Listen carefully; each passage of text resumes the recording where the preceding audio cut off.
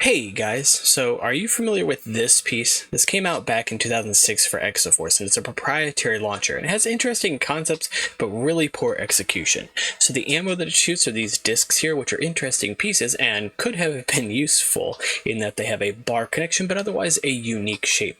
You put them in here, and then you hope that they fall in there straight and don't get jammed up like this one does, and you'll stack just a bunch of them in there. The problem is that even though this has essentially a trigger mechanism built in, which is a cool concept, it introduces shock into the system that I often launch several of the accessory discs out of the top of this because there's no cap for it. Also, there's nothing to actually hold the disc in place if this tilts forward, so you can lose discs rather easily. I came up with an assembly that actually ends up working reasonably well to solve all of these problems. And it's 3 parts, very simple though, mostly pieces that everybody has laying around with a handful of exceptions, and it's like 10 pieces total. So with this piece you have 2 connection points. They're pinholes on both sides. They go all the way through, so you can actually connect up to 4 things, as well as some anti-studs at the base. We're only going to end up using 2 of those pinholes. I'm going to start with this assembly here.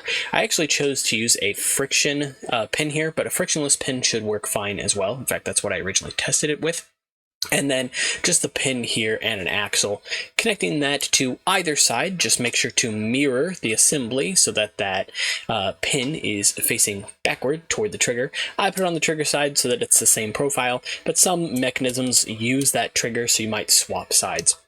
Outside of that, the next assembly, and it's a rather simple one, is an Exoforce hand holding a sausage, because Exoforce were about to get hungry. No, but it's actually to put in front of that actual disc hole.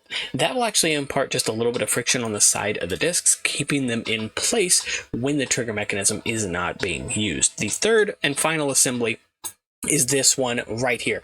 This prevents 2 things. This is a cap using the Technic cam here, as well as this minifigure rapier piece. I use the older style because it has a little bit of friction on the bar here, but the newer one has an accessory hole that you could potentially use to cap it off as well.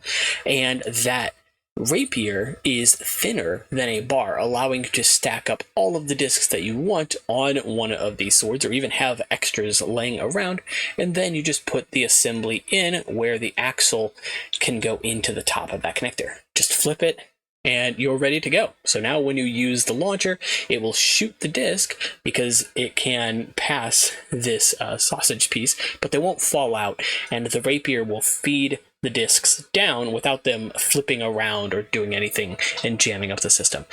I haven't been able to test the system fully since I only own like 1 of those disc pieces. I'm sure I have others elsewhere, but go ahead and use it in one of your own builds. Again, just a handful of pieces. The only really like rare pieces, if you don't have system parts yourself, are the rapier piece and the sausage piece. However, if you buy system sets on occasion, then you might have both of those, and they should work out reasonably well. So if you guys like this video, make sure to leave a like and subscribe because it does help the channel out a lot. And of course, let me know in the comments what you'd like to see next.